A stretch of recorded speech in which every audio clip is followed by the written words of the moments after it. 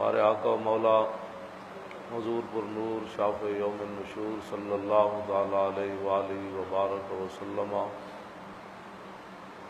کی عزت، حضور کی ناموس، حضور کی تعظیم، حضور کی تکریم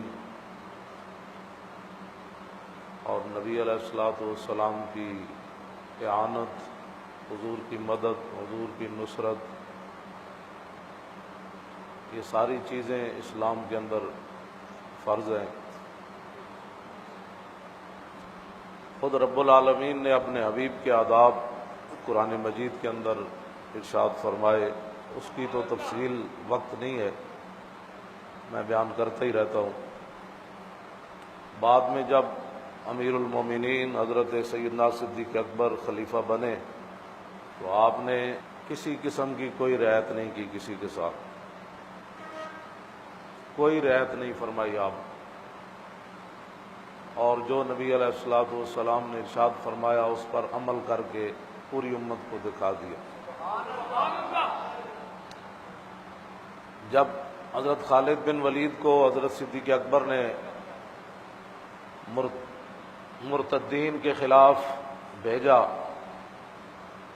تو مالک بن نویرہ جو تھا وہ مسلمان تھا۔ حضرت خالد بن ولید نے اس سے پوچھا کہ تو زکوٰۃ کیوں نہیں دیتا؟ اس نے ایک جملہ کہا، اس نے کہا کہ ان صاحبکم قد توفی، کہ تمہارے نبی تو فوت ہو گئے، اور زکوٰۃ تو اللہ نے فرمایا خذ من اموالہم صدقۃ تطہرہم، یہ تو حضور کی ظاہری حیات کے ساتھ تھی۔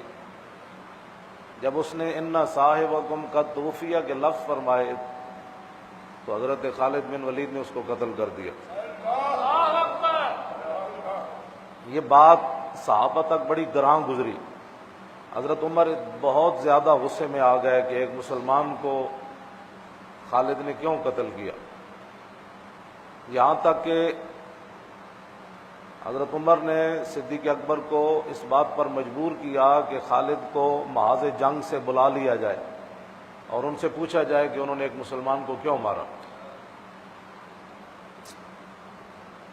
حافظ ابن کثیر نے لکھا کہ خالد بن ولید کی پگڑی کے اندر خون آلود تیر جو تھے وہ آپ کی پگڑی میں آپ نے خود لگائے ہوئے تھے۔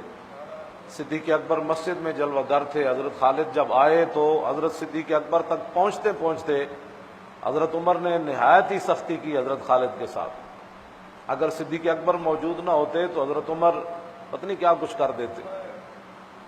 تو بہرحال حضرت خالد صدیق اکبر تک پہنچ گئے، صحابہ کی مجلس لگی، مجلس شورا، مجلس حل و عقد، عوامی اجتماع نہیں، حل و عقد، جو اس امت کے ذمہ دار تھے، اور جو مجلس شورا جو رائے دینے کے بڑے بڑے اجلہ صحابہ کو بلا لیا۔ حضرت عمر نے سوال اٹھایا کہ آپ نے کیوں مارا؟ تو ایک جملہ جو تھا وہ حضرت خالد نے جب کہا تو سب صحابہ نے ان کی تصدیق کر دی۔ انہوں نے کہا جی کہ اس نے جب یہ کہا کہ انا صاحبکم، اس نے یہ نہیں کہا کہ انا صاحبنا ساڑھے نبی، اس نے کہا انا صاحبکم تہاڑے نبی۔ تو جب یہ جملہ اس نے حضرت خالد نے کہا کہ اس نے یہ کہا تھا میں نے اس لیے قتل کیا، تو تمام صحابہ نے کہا ٹھیک کیا آپ نے، بات ختم ہو گئی۔ پھر حضرت عثمان غنی رضی اللہ تعالیٰ عنہ کعبے کا طواف کرنے کے لیے تیار نہیں ہے، انہوں نے کہا کہ طواف کر لیں، فرمایا جب تک حضور نہیں آئیں گے میں طواف نہیں کروں گا۔ مولا کائنات حضرت علی مرتضیٰ ازوق نامی بنو قریظہ کے محاصرے میں میرے آقا کا خیمہ لگا ہوا تھا، تو ازوق نامی ایک یہودی نے حضور کے خیمے کو تیر مار دیا۔ صحابہ نے عرض کی حضور اس خیمے کو پیچھے لے جائیں، یہ آپ کا خیمہ یہودیوں کے جو تیر انداز ہے ان کی زد میں آ گیا۔ خیمہ پیچھے لے جایا گیا۔ جب دوسرا دن آیا تو عشاء کے بعد نبی علیہ الصلوۃ والسلام سے صحابہ کہنے لگے کہ علی نہیں نظر آ رہے۔ حضور نے فرمایا علی تمہارا کام گئے ہیں۔ تھوڑی دیر کے بعد مولا کائنات علی مرتضیٰ ایک بندے کا سر کاٹ کر حضور کے سامنے آ کر پھینک رہے ہیں۔ عرض کی حضور یہ 10 آدمی تھے، میں گیا تو 9 تو بھاگ گئے، مجھے ان کی غرض بھی نہیں تھی، یہ وہ شخص ہے جس نے آپ کے خیمے کو تیر مارا۔